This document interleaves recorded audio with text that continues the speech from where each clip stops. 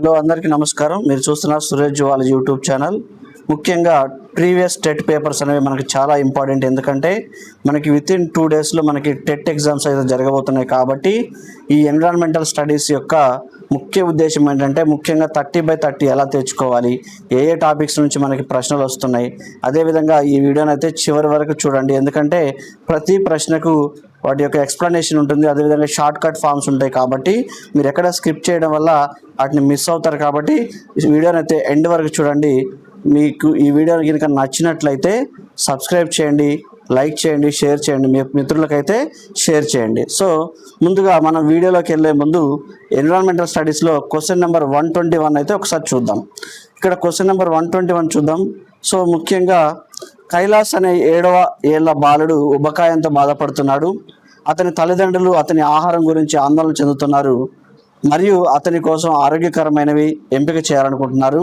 కైలాష్ యొక్క ఆహారంలో క్రింది వాటిలో ఏ మార్పు అతని బరువును నియంత్రించడంలో అత్యంత ప్రయోజనకరంగా ఉంటుందని అతనికి క్వశ్చన్ అడగడం జరిగింది. ఇక్కడ ముఖ్యంగా ఉబకాయంతో బాధపడుతున్నాడు అంటే ముఖ్యంగా అతని యొక్క ఫుడ్లో కార్బోహైడ్రేట్స్ అధికంగాను, అదేవిధంగా ప్రోటీన్లు అధికంగాను, మాంసకృతులు అధికంగా ఉండడం వలన ఈ ఉబ్బకాయానికి దారితీసింది. సో ఇక్కడ అతను దీని నుంచి తగ్గించాలంటే ముఖ్యంగా మనం ఏం చేయాలంటే ఇతనికి ఎక్కువ వాటర్తో పాటు అదేవిధంగా ఆకుకూరలు, అదేవిధంగా కూరగాయలతోటి ఉన్న భోజనాన్ని, అదేవిధంగా ముఖ్యంగా నీరు, పానీయాలు, చక్కెర కలిపిన పానీయాలు అనేవి తీసుకోవడం వల్ల ఈ ఉబకాయాన్ని అయితే తగ్గించవచ్చు. చూద్దాం ఒకసారి ఆప్షన్స్. ఇక్కడ చూసుకుంటే ఫస్ట్లోనే బర్గర్లు, వేపుళ్ళు, పిజ్జాలు వంటివి ఫాస్ట్ ఫుడ్ తీసుకోవడం వల్ల ఉబకాయం పెరుగుతుంది. భోజనానికి మధ్య విరామం అనేది అల్పాహారం, ప్యాక్ చేసిన కుకీలు మరియు చిప్లు ఇవ్వడం. సో ఇవన్నీ ఉబకాయానికి దారితీస్తాయి. తృణధాన్యాలకు బదులుగా చక్కెరతో కూడిన చిరుధాన్యాలు అల్పాహారం ఇవ్వడం, ఇవన్నీ ఉబకాయానికి దారితీస్తాయి. ముఖ్యంగా అతనికి ఆహారం చక్కెర కలిగిన సోడాలు, శక్తినిచ్చే పానీయాలను మరియు నీరు, కూరగాయలు భర్తీ చేయాలి. సో ఇలా చేయడం వలన అతనిని ఉబకాయం నుంచి కాపాడవచ్చు. సో ఇక్కడ మనకి ఆప్షన్ 1 అయితే రైట్ ఆన్సర్ అవుతుంది. నెక్స్ట్ క్వశ్చన్ చూద్దాం. వీటిలో స్ప్రౌట్స్ అని అంటారు. Okay, sprouts are often referred to as. Sprouts అంటే ఇప్పుడు మనం ముఖ్యంగా చూసుకుంటే మొలకెత్తిన గింజలు స్ప్రౌట్స్ అంటారు. వీటిని ముఖ్యంగా చూసుకుంటే ఇక్కడ ఆప్షన్ చూద్దాం ఒకసారి. మెచ్యూర్ ప్లాంట్స్ అంటే పరిపక్వ చెందిన ప్లాంట్స్ అన్నారు. జెర్మినేటెడ్ సీడ్స్ అంటే మొలకెత్తిన గింజలు, అదేవిధంగా పండ్లు, దుంపలు అన్నారు. సో ఇక్కడ స్ప్రౌట్స్ అంటే ముఖ్యంగా మొలకెత్తిన విత్తనాలను ఏమంటామంటే మనం స్ప్రౌట్స్ అంటాం. వీటిలో అధికంగా పోషక విలువలు కలిగి ఉంటాయి కాబట్టి వీటిని స్ప్రౌట్స్ రూపంలో తీసుకోవడం జరుగుతుంది. జెర్మినేటెడ్ సీడ్స్ని ఏమంటామంటే స్ప్రౌట్స్ అంటాం, మొలకెత్తిన విత్తనాలు. సో ఆప్షన్ 2 అనేది రైట్ ఆన్సర్ అవుతుంది. నెక్స్ట్ ఇక్కడ జ్ఞానేంద్రియాల గురించి మనకి సరికాని జతను ఎంచుకోమన్నారు. జ్ఞానేంద్రియాలు మరియు వాటి యొక్క విధుల ఆధారంగా సరికాని జతను ఎంచుకోమంటున్నారు. ముఖ్యంగా ఇక్కడ చూసుకుంటే సరికాని జత కళ్ళు అనేవి పూల యొక్క రంగులు తెలుసుకోవడానికి. సో ఇది రైట్ ఆన్సర్ అవుతుంది. ముఖ్యంగా కళ్ళు అనేది మనకి రంగులను గుర్తించడం కోసం ఉపయోగిస్తాము. చెవులను మనకి కోకిలలో రాగాలు తెలుసుకోవడం, అదేవిధంగా శబ్దాలు వినడానికి మనకి చెవులు అనేవి ఇక్కడ మనం చూసుకుంటే ఆడిటరీ ఆర్గాన్గా చెప్పొచ్చు. కళ్ళు అనేది విజనరీ ఆర్గాన్గా చెప్పొచ్చు. ఇక్కడ నాలుక ఇచ్చారు. నాలుక అనేది వస్త్రాల యొక్క ఆకృతిని తెలుసుకోవడం అంటుండు. నాలుక అనేది టేస్టింగ్ కోసం వాడతారు. సో ఇది సరికాని జత అవుతుంది. నాలుకలో ముఖ్యంగా మనకి టేస్ట్ బర్డ్స్ ఉంటాయి. 3 రకాల టేస్ట్ బర్డ్స్ ఉంటాయి. ఈ టేస్ట్ బర్డ్స్ వల్ల మనకి రుచి కొలికలు అంటాం. ఈ రుచి కొలికల వల్ల మనం అనేక రకాల తీపి, చేదు, పులుపు, మనకి ఇలాంటి అనేక రకాల రంగులను అనేక రకాల రుచులను గుర్తించడానికి మనకి నాలుక అనేది టేస్టింగ్ ఆర్గాన్గా ఉపయోగపడుతుంది. సో ఆప్షన్ 3 అనేది రైట్ ఆన్సర్ అవుతుంది. నెక్స్ట్ ఆప్షన్ 4 ముక్కు అనేది మల్లెల పరిమాణాలు తెలుసుకుంటే ముక్కు అనేది వాసన గ్రాహకాలు. సో వాసన చూడడానికి ముక్కు అనేది ఉపయోగపడుతుంది. కాబట్టి ఇక్కడ సరికాని జత అంటే ఆప్షన్ 3 అనేది నాలుక. సో ఇది రాంగ్ ఆన్సర్ అవుతుంది. నెక్స్ట్ చూద్దాం. ఇక్కడ క్రింది వాటిలో చదివి సరైన సమాధానాన్ని ఎంచుకోండి అంటున్నారు. ఇక్కడ చూసుకుంటే ముఖ్యంగా స్టేట్మెంట్ 1 అండ్ స్టేట్మెంట్ 2 చిహ్నాలు మరియు సంజ్ఞల ద్వారా సమాచారాన్ని తెలియజేయడానికి సాంకేతిక భాష ఉపయోగపడుతుంది. సో ఇక్కడ సాంకేతిక భాష అంటే ఇక్కడ సింబల్స్ కానీ అదేవిధంగా ఇక్కడ చూసుకుంటే జెస్టర్స్. సో ఈ రెండింటి ద్వారా, సంజ్ఞల ద్వారా, చిహ్నాల ద్వారా సాంకేతిక భాష ఉపయోగపడుతుంది అంటారు. సాంకేతిక భాషను మేధావుల భాష అంటారు. సో ఇది రాంగ్ ఆన్సర్ అవుతుంది. సో ఇక్కడ మనకి స్టేట్మెంట్ 1 అనేది రైట్ ఆన్సర్ అవుతుంది, స్టేట్మెంట్ 2 అనేది రాంగ్ ఆన్సర్ అవుతుంది. సో ఇక్కడ ఆప్షన్స్ చూసుకుంటే స్టేట్మెంట్ 1 అనేది ట్రూ, స్టేట్మెంట్ 2 అనేది ఫాల్స్గా చెప్పుకోవచ్చు. సో ఇక్కడ రైట్ ఆన్సర్ వచ్చేసి మనకి ఆప్షన్ 1 అవుతుంది. ఇక్కడ నెక్స్ట్ చూద్దాం. కింది వాటిలో నోటి ముందు భాగం నుండి వెనుక భాగం వైపుకు ఉన్న దంతాలు సరైన క్రమాన్ని అమర్చండి అంటున్నారు. ఇక్కడ మనకు చూసుకుంటే దంత విన్యాసం అనేది మనకి అడల్ట్స్లో 2123/2123 ఉంటుంది. సో ఇది 2123/2123. సో ఇది మనకి అడల్ట్ యొక్క అంటే పెద్దవారిలో ఉండే దంత విన్యాసం. సో ఇక్కడ చూసుకుంటే వీటికి ఒక కోడ్ చెప్తాను. ICPM అంటాం. ఇక్కడ చూసుకుంటే incisors, canines, premolars, molars. Okay, ICPM. So ఈ కోడ్ గుర్తుపెట్టుకుంటే మనకి బిట్ ఎలా ఇచ్చినా మనం సింపుల్గా చేయొచ్చు. Incisors, canines, premolars, molars. So ఇక్కడ ఇంటూ 2 మనం టోటల్గా 32 టీత్స్ అంటే ఉంటాయి. ఇక్కడ కుంతకాలు, రదనికలు, అగ్రచర్వణకాలు, చర్వణకాలు. సో 4 రకాల దంతాలు ఉంటాయి. అదేవిధంగా ఇక్కడ పాల దంతాలు అనేవి మనకి వీటి యొక్క దంత ఫార్ములా కూడా చూద్దాం ఒకసారి. 2102/2102. సో ఇది మనకి మిల్క్ టీత్ యొక్క డెంటల్ ఫార్ములా అవుతుంది. సో ఇవి రెండు చాలా ఇంపార్టెంట్. మనకి ఇప్పుడు అడిగిన క్వశ్చన్లు ఒకసారి చూద్దాం. దంతాలు నోటి ముందు భాగం నుంచి వెనక అమర్చం, అంటే ఇక్కడ నుంచి వెనక అమర్చమంటున్నారు. సో ఇక్కడ చూసుకుంటే మనం కుంతకాలు, రదనికలు, సో అగ్రచర్వణకాలు, చర్వణకాలు, ICPM అంటాం. సో ఇక్కడ ఇవన్నీ రాంగ్ ఆన్సర్ ఉంది. ICPM మన కోడ్ ఒకసారి గుర్తుపెట్టుకోవాలి. ఈ కోడ్ ప్రకారం ఎక్కడైతే ICPM ఉందో చూసుకోవాలి. ICPM ఎక్కడుందో చూద్దాం ఒకసారి. సో ఇది రాంగ్ ఆన్సర్ అవుతుంది, ఇది రాంగ్ ఆన్సర్ అవుతుంది. నెక్స్ట్ ఆప్షన్ 3 కూడా రాంగ్ ఆన్సర్ అవుతుంది. సో రైట్ ఆన్సర్ చూద్దాం ఒకసారి. ఇక్కడ ICPM incisors, canines, premolars and molars. So కొరకు దంతాలు, కోర దంతాలు, నములు దంతాలు, విసురు దంతాలు. సో ఇవి ఆప్షన్ 4 అనేది రైట్ ఆన్సర్ అవుతుంది. నెక్స్ట్ క్వశ్చన్లో క్రింది వాటిలో ఏ వాతావరణ పొరను భూమి యొక్క ఉపరితలం నుండి పైకి వెళ్ళే ఎత్తు పరంగా మధ్య పొరగా పరిగణిస్తారు? సో మనకి భూమి పొరల్లో ముఖ్యంగా 5 రకాల పొరలు ఉంటాయి. భూమి నుంచి పైకి వెళ్ళే కొద్ది troposphere, stratosphere, ionosphere, thermosphere, exosphere. So ఈ 5 పొరలు ఉంటాయి. ఈ 5 పొరల్లో మధ్యగా ఉన్న పొరను ఏంటని అడుగుతున్నారు. ఇక్కడ చూసుకుంటే ట్రోఫో ఆవరణం, స్ట్రాటో ఆవరణం, మీసో ఆవరణం. సో ఇది మధ్యలో ఉండే పొరను మీసో ఆవరణం అంటారు. కాబట్టి ఇక్కడ ఆప్షన్ 3 అనేది రైట్ ఆన్సర్ అవుతుంది. సో సముద్ర తీరానికి సమీపంలో ఉన్న ఒక నగరంలో ఇంధనం యొక్క డిమాండ్ పెరుగుతుంది. స్థానిక ప్రభుత్వ భూవనరులపై ఆధారపడకుండా పునరుత్పాదక ఇంధనాన్ని ఉపయోగించాలనుకుంటున్నారు. ఈ తీర ప్రాంత నగరానికి క్రింది వాటిలో ఏది అత్యంత అనుకూలంగా ఉంటుంది అని అడుగుతున్నారు. ఇక్కడ చూసుకుంటే మనం సముద్ర తీర ప్రాంతాల్లో అనేది ముఖ్యంగా మనకి వేవ్స్ అనేది ఎక్కువ రావడం జరుగుతుంది. ఈ వేవ్స్ నుంచి మనకి టైడల్ ఎనర్జీ అంటే అలల శక్తి ఉపయోగపడుతుంది. అదేవిధంగా మనకు రకరకాలుగా చూసుకుంటే పవన శక్తి, సోలార్ ఎనర్జీ, అదేవిధంగా హైడ్రో పవర్ కానీ, అదేవిధంగా టైడల్ ఎనర్జీ. సో ఇవి మనకి పునరుత్పాదక ఇంధనాన్ని వినియోగించుకోవడానికి ఈ ప్రాంతంలో ఉపయోగకరంగా ఉంటుంది. కాబట్టి ఇక్కడ సముద్ర తీరంలో మనకి ముఖ్యంగా టైడల్ ఎనర్జీ అంటే అలల శక్తి అనేది ఉపయోగపడుతుంది. సో ఆప్షన్ 2 అనేది రైట్ ఆన్సర్ అవుతుంది. నెక్స్ట్ క్వశ్చన్ చూద్దాం. ఇక్కడ విటమిన్ డి యొక్క అత్యంత సహజమైన మరియు ప్రాథమిక వనరుగా పరిగణించబడుతుంది. సో ఇక్కడ చూసుకుంటే మనకి దీన్ని విటమిన్ డి అనేది మనం కాల్సిఫెరాల్ అంటాం. అదేవిధంగా ఇక విటమిన్ డి లోపం వల్ల మనకి చిన్నపిల్లలు అయితే రికెట్స్ వ్యాధి వస్తుంది. అదే పెద్దవాళ్ళలో అయితే ఆస్ట్రియోమలేషియా అనే వ్యాధి వస్తుంది. సో ఇక్కడ సన్షైన్ విటమిన్ అంటాం, దీన్ని సూర్యకాంతి నుంచి లభిస్తుంది కాబట్టి సన్షైన్ విటమిన్ అంటాం. ఇక్కడ విటమిన్ డి యొక్క అత్యంత సహజమైన ప్రాథమిక వనరు ఏంటంటే మనకి సూర్యరశ్మి నుంచి విటమిన్ డి అనేది లభిస్తుంది. సో ఇక్కడ చూసుకుంటే ఆప్షన్ 2 అనేది రైట్ ఆన్సర్ అవుతుంది. ఇక్కడ లీఫీ వెజిటేబుల్స్ అంటున్నారు, నెక్స్ట్ తృణధాన్యాలు అంటున్నారు, నెక్స్ట్ ఇక్కడ పాల ఉత్పత్తులు అంటున్నారు. సో ఇక్కడ మనకు ప్రైమరీగా అంటే ప్రాథమికంగా వనరుగా ఉపయోగపడేది ఏంటంటే మనకు సూర్యకాంతి నుంచి విటమిన్ డి అనేది లభిస్తుంది. అది ఎర్లీ మార్నింగ్ 7 to 8 మధ్యలో అంటే 6 to 8 మధ్యలో వచ్చే సూర్యకాంతి నుంచి విటమిన్ డి అనేది లభిస్తుంది. సో ఆప్షన్ 2 అనేది రైట్ ఆన్సర్ అవుతుంది. జంతువులు మరియు మొక్కలు రెండు జలావాసాలుగా ఉన్న సరైన జంటలను గుర్తించారు. ఇక్కడ చూసుకుంటే identify the correct pair where the both animals and the plants are aquatic. So ఇక్కడ ఆక్వాటిక్ ప్లాంట్స్ జంతువులు మరియు మొక్కలు రెండు జలావాసాలుగా ఉన్న జంటలు ఏంటంటున్నారు. ఇక్కడ చూసుకుంటే ముఖ్యంగా ఆప్షన్ చూద్దాం. ఇక్కడ మడ మొక్కలు, మడ అడవులు, అదేవిధంగా మరియు పెంగ్విన్స్, ఇవి రెండు చూసుకుంటే ఇక్కడ మడ అడవులు మాత్రం ముఖ్యంగా మనం ఎక్కడైతే నదులు వచ్చి సముద్రాల్లో కలుస్తాయి అక్కడ ఎక్కువ పెరగడం జరుగుతుంది. దీన్ని మాంగ్రూవ్స్ అంటాం, మాంగ్రూవ్ ఫారెస్ట్ అంటాం. పెంగ్విన్స్ అనేవి ఇక్కడ చూసుకుంటే ఇవి నీటిలో పెరిగేవి. నెక్స్ట్ మల్లె, జాస్మిన్ అండ్ జెల్లీ ఫిష్ అంటున్నారు. ఇవి రెండు కూడా రాంగ్ ఆన్సర్ అవుతుంది. నెక్స్ట్ థర్డ్ ఆప్షన్ చూద్దాం. నీటి కలువలు, సో ఇక్కడ మరియు సింహాలు. సో నీటిలో ఉండే మొక్కలు ఏంటంటే నీటి మొక్కలు. సింహాలు ఎక్కడ ఉంటాయి? ఇవి ప్యాంతరా, లియో అంటాం. సో ఇవి జంతువులు, ఇవి బయట ఉంటాయి.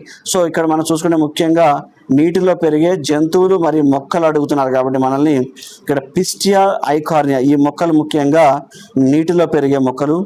అదేవిధంగా ఆక్టోపస్ అంటాం. సో ఇది మొలస్కా వర్గానికి చెందిన జీవి ఆక్టోపస్. ఇక్కడ టోటల్గా మనకి ఆక్టోపస్లో 8 ఆర్మ్స్ ఉంటాయి. సో ఇక్కడ ఇది మొలస్కా వర్గానికి చెందిన జీవి. దీన్ని డెవిల్ ఫిష్ అంటాం. ఓకే, సో ఇక్కడ చూసుకుంటే ఈ ఆప్షన్ 4 అనేది మనకి రైట్ ఆన్సర్ అవుతుంది. సో ఆప్షన్ 4 అనేది ఇక్కడ పిస్టియా అండ్ ఆక్టోపస్ రెండు జలావాసానికి చెందిన జంతువులు మరియు మొక్కలుగా పరిగణించవచ్చు. క్రింది వాటిలో మానవుల్లో శ్వాసకోశ వ్యవస్థ మరియు ముఖ్యమైన అవయవాల యొక్క సరైన సెట్ను గుర్తించమంటున్నారు. ఇక్కడ శ్వాసకోశ వ్యవస్థ అంటే రెస్పిరేటరీ సిస్టమ్. సో ఇక్కడ రెస్పిరేటరీ సిస్టమ్ చూసుకుంటే ఊపిరితిత్తులు రెస్పిరేటరీ సిస్టమ్, గుండె అనేది సర్క్యులేటరీ సిస్టమ్. సో ఆప్షన్ 1 అనేది రాంగ్ ఆన్సర్ అవుతుంది. అదేవిధంగా ఊపిరితిత్తులు, కడుపు అండ్ డయాఫ్రమ్ అంటాం. ఇక్కడ ఊపిరితిత్తులు అనేవి రెస్పిరేటరీ సిస్టమ్ అంటే శ్వాస వ్యవస్థ సంబంధించింది, డయాఫ్రమ్ కూడా శ్వాస వ్యవస్థ సంబంధించిన శ్వాస వ్యవస్థ. అదేవిధంగా కడుపులో చూసుకుంటే ఇక్కడ డైజెస్టివ్ సిస్టమ్ అవుతుంది, ఇది జీర్ణక్రియకు సంబంధించిన విషయం. సో ఇవి రెండు రాంగ్ ఆన్సర్స్. చూసుకుంటే నెక్స్ట్ చూద్దాం. శ్వాసనాళం, మూత్రపిండాలు, శ్వాసనాళాలు. సో శ్వాసనాళాలు, ఇవి రెండు చూసుకుంటే ఇవి రైట్ ఆన్సర్ అవుతుంది. కానీ మూత్రపిండాలు అనేది ఎక్స్క్రీటరీ అంటే విసర్జక వ్యవస్థ సంబంధించింది. సో నెక్స్ట్ లాస్ట్ ఆప్షన్ మనకు మిగిలింది. ఇక్కడ చూసుకుంటే ఊపిరితిత్తులు లంగ్స్, శ్వాసనాళం trachea and bronchi and windpipe. So ఇవి మొత్తం చూసుకుంటే మనకి శ్వాస వ్యవస్థకు సంబంధించిన విషయాలు. సో ఇక్కడ ఆప్షన్ 4 అనేది మనకి రైట్ ఆన్సర్ అవుతుంది. ఇలా ఎలిమినేషన్ ప్రాసెస్లో మనం వెళ్తుండాలి. సో ఇలాంటి మరిన్ని వీడియోలు ఒక 2 days ఉంది కాబట్టి ఇలాంటి మరిన్ని వీడియోల కోసం మన సురేష్ జువాలజీ యూట్యూబ్ ఛానల్ అయితే లైక్ చేయండి, షేర్ చేయండి, సబ్స్క్రైబ్ చేయడం మాత్రం మర్చిపోకండి. ప్రతిదీ వింటే అలా సింపుల్గా మనం ఎలా బిట్ అనేది ఎలా ఇచ్చినా కానీ ఆన్సర్ చేసేటట్టుగా మనం ప్రిపేర్ అవ్వాలి. నెక్స్ట్ చూద్దాం. ఇక్కడ క్రింది వాటిలో ఏది గుండె మరియు రక్త ప్రసరణ వ్యవస్థ ద్వారా రక్తం యొక్క మార్గాన్ని సరిగా వివరిస్తుంది అంటున్నారు. ఇక్కడ చూసుకుంటే మనం గుండె యొక్క నిర్మాణాన్ని చూసుకుంటే ఇక్కడ 2 కర్ణికలు, ఇక్కడ చూసుకుంటే 2 జఠరికలు అనేవి ఉంటాయి. ఇక్కడ చూసుకుంటే మనం ఇది left auricle, right atrium or right auricle. Next left ventricle and right ventricle. So ఇక్కడ 4 రకాలుగా మనకి గదులు ఉంటాయి గుండెలో. ఓకే, ఈ ముఖ్యంగా క్షీరదాల్లో 4 రకాల అవయవాలు ఉంటాయి. ఇక్కడికి ఏమవుతుందంటే ఇక్కడ బాడీ నుంచి మన శరీర భాగాల నుంచి ఆమ్లజని రహిత రక్తం, ఓకే ఆమ్లజని రహిత రక్తం అనేది ఇక్కడ కర్ణికలోకి చేరుతుంది, కుడి కర్ణికలోకి చేరుతుంది. సో ఇక్కడ నుంచి కుడి జఠరికలోకి వస్తుంది. కుడి జఠరికల నుంచి రక్తం అనేది మళ్ళీ ముఖ్యంగా ఇక్కడ ఎడమ కర్ణిక ద్వారా ఊపిరితిత్తులకు మరియు శరీర భాగాలకు ఆమ్లజనియుత రక్తాన్ని తీసుకుపోవడం జరుగుతుంది. సో ఇది రైట్ ఆన్సర్ అవుతుంది. ఇక్కడ చూసుకుంటే ఇది రైట్ ఆన్సర్. ముఖ్యంగా ఇక్కడ చూసుకుంటే ఆమ్లజని రహిత రక్తం ఎడమ కర్ణికలోకి ప్రవేశిస్తుంది అంటే ఇది రాంగ్ ఆన్సర్ అవుతుంది. ఫస్ట్ ఇది రాంగ్ ఆన్సర్. ఊపిరితిత్తుల నుండి ఆక్సిజన్ యుత రక్తం ఎడమ జఠరికలోకి ప్రవేశిస్తుంది, ఇది రైట్ ఆన్సర్ అవుతుంది. శరీరానికి పంపబడుతుంది ఆక్సిజన్ రహిత రక్తం కుడి కర్ణికలోకి తీసుకొస్తుంది. ఇక్కడ మీకు ఇందాక చూపించాను ప్రీవియస్లో. సో దీనిలో ఒకసారి క్లియర్గా రక్తం అనేది శరీర భాగాల నుంచి ఆమ్లజని రహిత రక్తం అనేది కుడి కర్ణికలోకి చేరుతుంది. అదేవిధంగా నెక్స్ట్ గుండె నుంచి రక్తం అనేది మళ్ళీ శరీర భాగాలకు ఎడమ కర్ణిక ద్వారా ఊపిరితిత్తులకు అక్కడ నుంచి శరీర భాగాలకు అనేది సప్లై జరుగుతుంది. సో ఇక్కడ ఆప్షన్ 2 అనేది రైట్ ఆన్సర్ అవుతుంది. Next question 132. క్రింది వాటిలో పోషణ కిందకి రాని ఏంటంటుంది. ఇక్కడ పోషణ ఈజ్ నథింగ్ బట్ ఇక్కడ యానిమల్ హస్బెండరీలో ఇక్కడ పశు పోషణకు అంటే does not comes under the category of animal husbandry అంటే పశు పోషణకి రానిది ఏంటంటుంది. ఇక్కడ చూసుకుంటే పాడి పరిశ్రమ, సో డైరీ ఫామ్, ఇక్కడ కోళ్ళ పెంపకం కానీ డైరీ ఫామ్ అంటే పశు పెంపకం అనేది మనకి పశు పోషణ కిందకు వస్తుంది. కోళ్ళ పెంపకం పౌల్ట్రీ ఫామ్ మేనేజ్మెంట్ ఇది కూడా పశుపోషణ కిందకే వస్తుంది. పంట సాగు అంటే ఇక్కడ అగ్రికల్చర్ కిందకు వస్తుంది. ఇది క్రాప్ కల్టివేషన్ అనేది రాంగ్ ఆన్సర్ అవుతుంది. మనల్ని కూడా అక్కడ రాంగ్ ఆన్సర్ ఏంటని అడుగుతున్నాడు. Not in the animal husbandry అంటే పశుపోషణ కిందకి రానిది ఏంటంటుండు ఇక్కడ క్రాప్ సాగు. అదేవిధంగా లాస్ట్లో తేనెటీగల పెంపకం హనీ బీ కీపింగ్ అంటాం, ఇక్కడ తేనెటీగల పెంపకం ఇది కూడా మనకి యానిమల్ హస్బెండరీ కిందకు వస్తుంది. సో ఇక్కడ రైట్ ఆన్సర్ వచ్చేసి మనకి ఇవి క్రాప్ కల్టివేషన్ పంట సాగు అనేది మనకి రాంగ్ ఆన్సర్ అవుతుంది. నెక్స్ట్ ఇక్కడ నుంచి మనకి ఈవీఎస్లో మన సోషల్ స్టడీస్ నుంచి 6th క్లాస్ నుంచి చూద్దాం ఒకసారి. చాలా ప్రాచీనమైన త్రిపీఠకాలు ఎక్కువగా ఈ భాషలో రాయబడ్డారు. అంటే త్రిపీఠకాలు ముఖ్యంగా బుద్ధుని యొక్క బోధనలు త్రిపీఠకాలు అంటాం, వాళ్ళ అనుచరుల యొక్క బోధనలు త్రిపీఠకాలు అంటాం. ఇవి ముఖ్యంగా ఏ భాషలో రాయబడ్డారంటే ముఖ్యంగా పాలీ భాషలో అయితే రాయబడ్డాయి. సో ఆప్షన్ 2 అనేది రైట్ ఆన్సర్ అవుతుంది. సంస్కృతం కాదు, అదేవిధంగా టిబేటియన్ కాదు, చైనీస్ కాదు. ఆప్షన్ 2 అనేది రైట్ ఆన్సర్. ఇక్కడ బుద్ధుని యొక్క త్రిపీఠకాలు ముఖ్యంగా పాలీ భాషలో రాయబడ్డాయి. గ్రామ పంచాయతీలకు అవసరమైన నిధులు ప్రధానంగా క్రింది వాటి ద్వారా సమకూర్చుకుంటారంటారు. ఇక్కడ ముఖ్యంగా గ్రామ పంచాయతీ గురించి మనకి నెంబర్ ఆఫ్ టైమ్స్ బిట్స్ రావడం జరిగింది. ప్రీవియస్ బిట్స్లో మనం అన్ని ప్రీవియస్ పేపర్స్లో చూసుకుంటే ఫస్ట్ సర్పంచ్, తర్వాత గ్రామ పంచాయతీ సెక్రటరీ, అదే గ్రామ పంచాయతీ సెక్రటరీ యొక్క విధులు, సర్పంచ్ యొక్క విధులు, సో ఇవన్నీ అడుగుతున్నారు. సో ఇక్కడ ఏమడిగారు, ఇక్కడ గ్రామ పంచాయతీ అవసరమైన నిధులు ఎక్కడి నుంచి వస్తాయంటే ఇక్కడ కేంద్ర రాష్ట్ర ప్రభుత్వాల యొక్క ప్రత్యేకమైన గ్రాంట్స్ నుంచి మనకి నిధులు అనేది రావడం జరుగుతుంది. ఒక కేంద్ర ప్రభుత్వమే కాదు, రాష్ట్ర ప్రభుత్వమే కాదు, 2 కేంద్ర రాష్ట్ర ప్రభుత్వాల ద్వారా గ్రాంట్లు అనేవి గ్రామ పంచాయతీకి అవసరమైన నిధులను అనేది సమకూరుస్తుంది. కాబట్టి ఇక్కడ రైట్ ఆన్సర్ వచ్చేసి మనకి ఆప్షన్ 1 అనేది రైట్ ఆన్సర్ అవుతుంది. నెక్స్ట్ భూగోళాన్ని ఉత్తర మరియు దక్షిణ అర్ధగోళంలో విభజించే ఊహాత్మక రేఖ ఏంటంటుంది. ఇక్కడ చూసుకుంటే ముఖ్యంగా ఇది మనకి గ్లోబ్ అవుతుంది. ఇవేమో నార్త్ పోల్ అని చెప్పొచ్చు, ఇక్కడ సౌత్ పోల్ అని చెప్పొచ్చు. ఉత్తర అర్ధగోళం, దక్షిణ అర్ధగోళం దీని మధ్యగా విభజించేది మనకి భూమధ్య రేఖ అవుతుంది. సో ఇది 0 డిగ్రీ అవుతుంది. కాబట్టి ఇక్కడ ఉత్తరార్ధగోళం అంటాం, దీన్ని నార్త్, పైన ఉన్నదాన్ని ఉత్తరార్ధగోళం అంటాం, కింద ఉన్నది మాత్రం దక్షిణార్ధగోళంగా విభజించే ఊహాత్మక రేఖ అంటే ఇక్కడ మనకి చూసుకుంటే భూమధ్య రేఖ అవుతుంది. సో ఆప్షన్ 1 అనేది రైట్ ఆన్సర్ అవుతుంది. తెలంగాణలో ఈ జిల్లాలో బొగాతా వాటర్ ఫాల్స్ ఉంది. మనకి ఇక్కడ అత్యంత అందమైన మన వాటర్ ఫాల్స్ అనేవి మనకి ఇక్కడ ములుగు జిల్లాలో కనిపిస్తాయి. ముఖ్యంగా ఈ జిల్లాలో ఎప్పుడు చూసినా మనకి ఆహ్లాదకరమైన వాతావరణంతో పాటు వాటర్ ఫాల్స్ అనేవి లొకేట్ అయి ఉన్నాయి. ఇక్కడ తెలంగాణలో బొగాతా జలపాతం అంటాం. ఇది ఏ జిల్లాలో ఉందని అడుగుతున్నారు. ఇక్కడ చూసుకుంటే మనకి తెలంగాణ రాష్ట్రంలోని ములుగు జిల్లాలో అయితే ఈ బొగాతా వాటర్ ఫాల్స్ అయితే ఉండడం జరిగింది. సో డైరెక్ట్ బిట్ ఇది ఆప్షన్ 2 అనేది రైట్ ఆన్సర్ అవుతుంది. నెక్స్ట్ గంగా సింధు మైదానం యొక్క తూర్పు భాగం ప్రధానంగా వీటి ద్వారా ఏర్పడుతుందంటే ఇక్కడ సింధు మైదానం, గంగా మైదానం యొక్క తూర్పు భాగం ముఖ్యంగా ఇక్కడ చూసుకుంటే హిమాలయాల్లో ఇక్కడ ఏర్పడుతుంది గంగా మైదానం. అదేవిధంగా ఇక్కడ నుంచి చూసుకుంటే తూర్పు భాగంలో ముఖ్యంగా మనకి ఏ నది ఉంటుందంటే ఇక్కడ ముఖ్యంగా బ్రహ్మపుత్ర నది అయితే ఉండడం జరిగింది. సో ఆప్షన్ 3 అనేది రైట్ ఆన్సర్ అవుతుంది. సాంప్రదాయక కల్పసూత్ర ఈ జైన మహర్షికి ఆపాదించబడింది. సో ఇక్కడ the Kalpasutra is traditional attributed to the Jaina sage. So ఇక్కడ చూసుకుంటే భద్రబాహుని కల్పసూత్ర జైన మహర్షిగా చెప్పడం జరుగుతుంది. సో ఆప్షన్ 2 అనేది రైట్ ఆన్సర్గా చెప్పొచ్చు. సో ఇక్కడ భద్రబాహుగా మనల్ని సాంప్రదాయక కల్పసూత్ర జైన మహర్షికి ఆపాదించబడింది ఏంటంటే భద్రబాహు. సో ఆప్షన్ 2 అనేది రైట్ ఆన్సర్ అవుతుంది. నెక్స్ట్ థార్ ఎడారి ఎక్కువ భాగం రాజస్థాన్ రాష్ట్రంలో ఈ భాగంలో ఉంది. సో ముఖ్యంగా మనకి భారతదేశంలో ఎడారి ముఖ్యంగా ఉన్న ఎడారి ఏంటంటే మనకి థార్ ఎడారి అనేది రాజస్థాన్లో ఉండడం జరిగింది. ముఖ్యంగా ప్రపంచంలో ఇక్కడ ఎడారి ఏముందంటే సహారా ఎడారి. ఓకే, అతిపెద్ద ఎడారి భారతదేశంలో చూసుకుంటే థార్ ఎడారి. అదేవిధంగా ప్రపంచంలో చూసుకుంటే మనం సహారా ఎడారిగా చెప్పొచ్చు. ఇక్కడ చూసుకుంటే థార్ ఎడారి ఎక్కువ భాగం రాజస్థాన్ రాష్ట్రంలో ఏ భాగంలో ఉందంటే వెస్ట్రన్ భాగం, అంటే పశ్చిమ భాగంలో ఉండడం జరిగింది. సో ఆప్షన్ 3 అనేది రైట్ ఆన్సర్ అవుతుంది. సో ఇది రాజస్థాన్ రాష్ట్రంలో పశ్చిమ భాగంలో థార్ ఎడారి అనేది ఎక్కువ భాగం ఉండడం జరిగింది.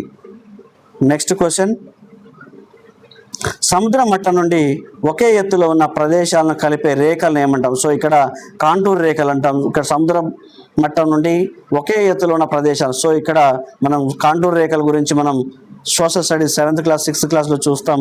ఇక్కడ వీటిని కలిపే రేఖలను ఏమంటామంటే మనం కాంటూర్ రేఖలు లేదా కాంటూర్ లైన్స్ అంటాం. సో ఆప్షన్ 4 అనేది రైట్ ఆన్సర్ అవుతుంది. సో దీనికి ఆన్సర్ కాంటూరు రేఖలు. మన రాష్ట్రంలో సదీర్ నాట్యం ప్రత్యేకంగా ప్రదర్శించబడింది ఎక్కడ అంటే సదర్ నృత్యాలు అనేవి ముఖ్యంగా ఈ పట్టణాల్లో, ముఖ్యంగా తమిళనాడు రాష్ట్రంలో ఈ ఉత్సవాలు అనేది ఎక్కువగా జరుగుతాయి. కాబట్టి ఇక్కడ డైరెక్ట్ బిట్ ఇది కూడా మనకి తమిళనాడు రాష్ట్రంలో సదీర్ నాట్యం ప్రత్యేకంగా ప్రదర్శించబడుతుంది. ఆప్షన్ 2 అనేది రైట్ ఆన్సర్ అవుతుంది. నెక్స్ట్ క్వశ్చన్, ఇవి కూడా సేమ్ అంత్యోదయ అన్న యోజన యొక్క ప్రాథమిక లక్ష్యం. ఇది కూడా మనం ప్రీవియస్ స్టేట్లో అడిగిన బిట్టే. సో ఇది ఎవరికి ఇస్తారంటే ఇక్కడ బిలో పావర్టీ లైన్, ఎవరైతే దారిద్ర్య రేఖకు దిగువన ఉన్నారో వాళ్ళకి, అతి పేద కుటుంబాలకు ఆహార భద్రతను కల్పించడం, అంటే వీళ్ళకి నిత్యావసర సరుకులు అందించడం, తక్కువ రేటుకు అందించడం అనేది అంత్యోదయ అన్న యోజన యొక్క ప్రాథమిక లక్ష్యం. సో ఇది బీపీఎల్ లైన్, అంటే బిలో పావర్టీ లైన్, బీపీఎల్ లైన్కి దారిద్ర్య దిగువన ఉన్న వారందరికీ ఇది అందించడం అయితే జరుగుతుంది. సో ప్రతి పేద కుటుంబానికి ఆహార భద్రత అందించడం కోసం ఇది ఏర్పడింది అంత్యోదయ అన్న యోజన యొక్క స్కీమ్ యొక్క ముఖ్య ఉద్దేశం. సో ఆప్షన్ 2 అనేది రైట్ ఆన్సర్గా చెప్పొచ్చు.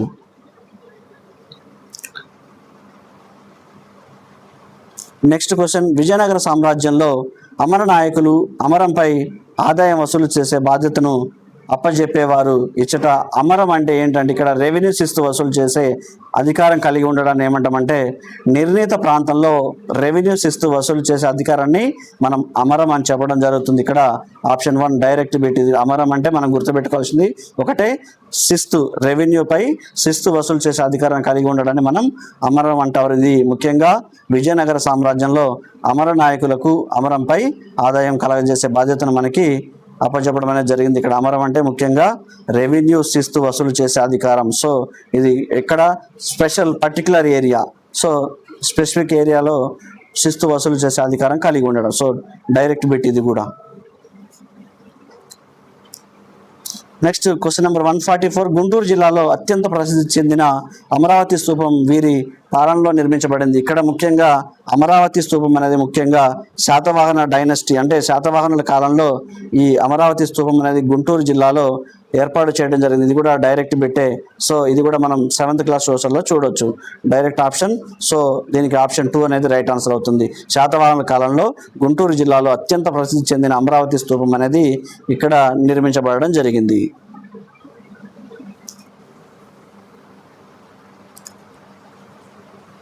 నెక్స్ట్, క్రింది వాటిలో స్వీయ అభ్యసనానికి అత్యధిక అవకాశం ఉన్న పద్ధతి. సో ఇక్కడ నుంచి మనకి మెథడాలజీ కూడా చాలా ఇంపార్టెంటే. స్వీయ అభ్యసనానికి అత్యధిక అవకాశం ఉన్న ప్రదర్శన పద్ధతి అంటే self learning highest in the one of the following method. ఇక్కడ చూసుకుంటే యాక్టివ్ బేస్డ్ మెథడ్, అంటే కార్యాచరణ పద్ధతి ఆధారిత పద్ధతి అనేది ఇక్కడ ముఖ్యంగా self learning is highest one of the మెథడ్గా చెప్పొచ్చు. సో ఇక్కడ ఆప్షన్ 3 అనేది రైట్ ఆన్సర్ అవుతుంది. నెక్స్ట్, పియాజే యొక్క కాగ్నిటివ్ డెవలప్మెంట్ సిద్ధాంతం యొక్క ఈ దశలో మేఘాలు కనిపించినప్పుడు వర్షాలు కురుస్తాయని పిల్లలు అర్థం చేసుకుంటారు, కానీ మేఘాలు వర్షాలకు కారణమవుతాయని వారికి ఎప్పటికీ తెలియదు. దీనికి పియాజే యొక్క సంజ్ఞానాత్మక సిద్ధాంతంలో ఇది ఏ దశలు అంటున్నారు? ఇక్కడ ప్రీ ఆపరేషియల్ స్టేజ్గా చెప్పొచ్చు ఇక్కడ. సో దీని పూర్వ ప్రచాలక దశ అని చెప్తూ ఉంటారు. సో ఇది ఆప్షన్ 2 అనేది రైట్ ఆన్సర్ అవుతుంది. క్రింది వాటిలో ఒకటి బోధించే విధానం అలాగే అభ్యాసకులకు అభ్యసన అనుభవాన్ని తెలియజేస్తుంది. ఇక్కడ చూసుకుంటే ముఖ్యంగా పీరియడ్ ప్లాన్ కింద ఒకటి బోధించే విధానం ఎలాగా అభ్యాసకులకు అభ్యసన అనుభవాన్ని తెలియజేస్తుంది. అంటే ముఖ్యంగా ఎవరైతే టీచింగ్ చేయాలనుకుంటున్నారో వారు పిల్లలకి ఏ విధంగా బోధించాలి, ఎలా బోధించాలి, ఎంత సమయంలో బోధించాలి, రీక్యాప్చులేషన్ ఎలా చేయాలి. సో ఇవన్నీ మనకి ముఖ్యంగా పీరియడ్ ప్లాన్ అనేది మనకి చూసుకుంటే పీరియడ్ ప్లాన్లో ప్రణాళికలో ముఖ్యంగా ఇవన్నీ సూచించడం జరుగుతుంది. సో ఆప్షన్ 4 అనేది రైట్ ఆన్సర్ అవుతుంది. కొంచెం లాజికల్గా ఆలోచిస్తే మనకి ఆన్సర్ వచ్చేస్తుంది. తెలంగాణ రాష్ట్రంలో ప్రస్తుతం 5వ తరగతి సాంఘిక శాస్త్ర పాఠ్య పుస్తకాలను ఈ క్రింది విద్యా ప్రమాణాల దృక్పథం ఉపగమ ఆధారంగా రూపొందించబడింది. అంటే ఇంటిగ్రేటెడ్ సమైక్యత, ఇది కూడా previous TET repeated bit direct bit అడగడం జరిగింది. ఇంటిగ్రేటెడ్ సమైక్యత విద్యా ప్రణాళిక దృక్పథం ఉపగమ ఆధారంగా రూపొందించబడినవి. సో డైరెక్ట్ బిట్ అని చెప్పుకోవచ్చు. Next question number 149. క్రింది వాటిలో పరిసరాల విజ్ఞానం సంబంధించి విద్యార్థి కేంద్రీకృత బోధన పద్ధతి కానిదేంటి? ఇక్కడ స్టూడెంట్ సెంటర్డ్ టీచింగ్ మెథడ్కి కానిది ఏంటి అంటే ఇక్కడ కృత్యాలు అనేవి ఇవన్నీ టీచర్ చేస్తారు, నియోజనాలు ప్రాజెక్ట్స్ కూడా టీచర్సే ఇస్తారు. అదేవిధంగా ఇక్కడ చూసుకుంటే ముఖ్యంగా ఉపన్యాసం అనేది టీచర్ ఇస్తారు, చర్చ అనేది టీచర్ జరుపుతారు. సో ఇక్కడ అడిగింది ఏంటి, మనకి విద్యార్థి కేంద్రీకృత బోధనా పద్ధతి కానిదేంటి గుర్తించమన్నాడు. యాక్టివిటీ టీచర్ మనకి యాక్టివిటీ ఇస్తే స్టూడెంట్స్ చేయడం జరుగుతుంది. అదేవిధంగా ప్రాజెక్ట్ అనేది టీచర్ ఇస్తారు, స్టూడెంట్స్ చేస్తారు. ఉపన్యాసం అనేది ముఖ్యంగా లెక్చర్ ఇచ్చేది మాత్రం టీచర్, కాబట్టి ఇది టీచర్ సెంటర్ మెథడ్ అవుతుంది. ఇది స్టూడెంట్ సెంటర్డ్ మెథడ్ అనేది రాంగ్ ఆన్సర్ అవుతుంది. కాబట్టి ఇక్కడ ఆప్షన్ 3 అనేది రాంగ్ ఆన్సర్. సో ఆప్షన్ 3 అనేది మనకి రైట్ అవుతుంది. సో చర్చ అనేది కూడా విద్యార్థి కేంద్రీకృత పద్ధతి కిందకి వస్తుంది. సో మనం లాస్ట్ క్వశ్చన్ చూసే ముందు ఎవరైతే మన వీడియోని చూస్తున్నారో మన సురేష్ జువాలజీ యూట్యూబ్ ఛానల్కి అయితే లైక్ చేయండి, షేర్ చేయండి, సబ్స్క్రైబ్ చేయడం మాత్రం మర్చిపోకండి. సో ఇలా మీరు లైక్ చేయడం వల్ల ఇలాంటి కంటెంట్ ఎవరైతే టెట్ రాస్తున్న వారికి అందరికీ ఉపయోగపడుతుంది. సబ్స్క్రైబ్ చేయడం వల్ల ఇంకొంత మనకి బూస్టింగ్గా ఉంటుంది, కాబట్టి సబ్స్క్రైబ్ చేయండి. లాస్ట్ క్వశ్చన్ చూద్దాం. ఇక్కడ మనకి జాబితా 1 లిస్ట్ ఏ లిస్ట్ బి ఇచ్చారు. ఇక్కడ చూసుకుంటే ముఖ్యంగా దృశ్య శ్రవణ ఉపకరణాలు ఆడియో అండ్ విజువల్ ఇక్కడ మ్యాచింగ్ చేయాలి మనం. ముఖ్యంగా దృశ్య శ్రవణ ఉపకరణాలు అంటే ఇక్కడ మనకి నెక్స్ట్ శ్రవణ ఉపకరణాలు ఓన్లీ ఆడియో ఎయిడ్స్ అన్నారు. ఇక్కడ చూసుకుంటే ఆడియో ఎయిడ్స్ టేప్ రికార్డర్ అవుతుంది. నెక్స్ట్ ఓన్లీ దృశ్య ఉపకరణాలు అనేవి స్లైడ్ అవుతుంది. ముద్రిత ఉపకరణాలు అనేవి పీరియాడికల్ కాల్స్ అంటాం. ఇక్కడ దృశ్య శ్రవణ అంటే చూసేవి మరియు వినేవి రెండు మనకి చూసుకుంటే ముఖ్యంగా ఇక్కడ డాక్యుమెంటరీ అవుతుంది. సో ఇక్కడ మనం చూసుకుంటే ఆప్షన్స్ చూద్దాం ఒకసారి. ఆప్షన్ ఏ ఆన్సర్ వచ్చేసి దృశ్య శ్రవణ అనేది డాక్యుమెంటరీ, శ్రవణ ఉపకరణాలు టేప్ రికార్డర్, దృశ్య ఉపకరణాలు స్లైడ్స్, ముద్రిత ఉపకరణాలు మనకి చూసుకుంటే ఇక్కడ పీరియాడికల్స్ అవుతుంది. సో ఇక్కడ మనకి టోటల్గా ఇవి ఒకదానికి ఒకటి ఆప్షన్. సో ఆప్షన్ 4 అనేది రైట్ ఆన్సర్గా చెప్పుకోవచ్చు. సో దీంతో మనకి ఈ వీడియో క్లోజ్ అవుతుంది. నెక్స్ట్ ఈ 2 days మనకి రిపీటెడ్ క్వశ్చన్స్, ఏ క్వశ్చన్స్ అయితే ఇంపార్టెంట్ ఉన్నాయో మారథాన్ క్లాస్ ఉంటుంది. లైక్ చేయడం మాత్రం, షేర్ చేయడం మాత్రం, సబ్స్క్రైబ్ చేయడం మాత్రం మర్చిపోకండి. Thank you one and all.